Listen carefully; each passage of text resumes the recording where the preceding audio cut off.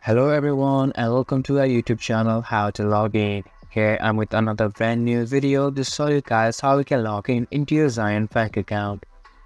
First of all, just go into any search browser that you use, then go into its search bar and just type for Zion Bank Login and hit enter. After doing so, click on the first link that pops up on your screen. This will take you to the official website of Zion Bank, where you can see a box to input your username and password so you can continue into your account. And here's a remember me box as well. If you tick this box, you can tick this box for easier access next time.